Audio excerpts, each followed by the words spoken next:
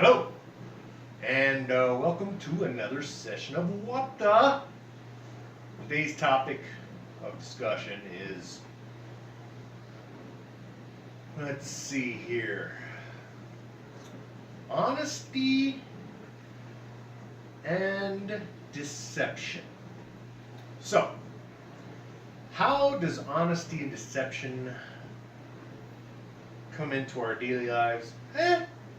Not that often if you hang out outside, just exercise and do all that good stuff. But if you watch TV, you're going to get your brunt of honesty and deception. So,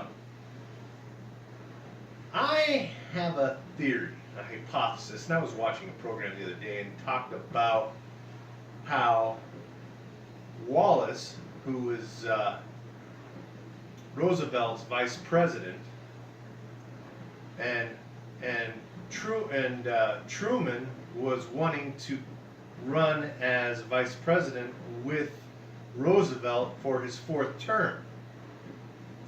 So knowing that Roosevelt, the whole thing goes into a debauchery because Roosevelt was basically, he was ailing from polio.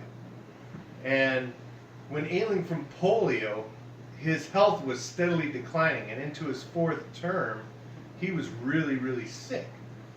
And Wallace was respected by the people because Wallace was for the people. He was all about the people, and the people being more influential than the government, because that's the way it should have been. He mentioned all those circumstances he gave a speech regarding, all these revolts and revolutions of these citizens of these countries, and trying to create change in those countries. So when Wallace and Truman were debating, they had this big giant debate in Chicago, and Wallace was favored by the people. Everybody liked Wallace because they were familiar with Wallace, and they wouldn't let Wallace speak to the people. And then Truman spoke, and then they had some guy that was the moderator of the event, and this was for the voting to see who would run as vice president with, and everybody was screaming, Wallace, Wallace. And this moderator, he was like, "Oh, okay, all votes for Truman, whatever," and nobody could hear Truman being announced, and there was like thousands of people that were Wallace constituents that wanted to enter this convention, and they wouldn't let them in because it was overwhelming, and of how many supporters Wallace had in regards to Truman.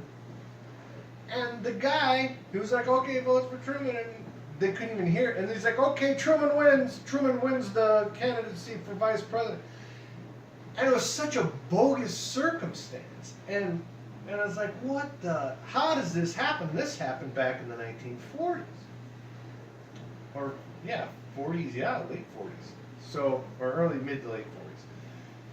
And then Truman gets into office. He's only 82 days into office, and he gains the insight of the bomb that was being created and so on. And then next thing you know, Hiroshima and Nagasaki and all that other stuff happens. And they're talking about Truman in regards to his earlier years. And this is where it goes into the honesty and deception part, where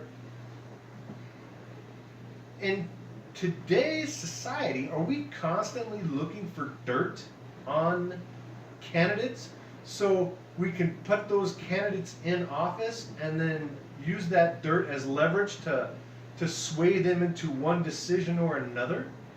So that being said, Truman, growing up, had difficulties with his eyes. He wore thick glasses, and he never played sports, and he was somewhat of a smaller stature and size. And so, and his father was even actually shorter than he was, and his father would try and pick fights with all these dudes. It's somewhat of a Napoleon complex. And when Truman was negotiating with Stalin, and he was rude to the Russian uh, ambassador and saying, you guys got to do this, do that. He was basically having a Napoleon complex when Russia was trying to help the United States in influencing Japan, and then at that point,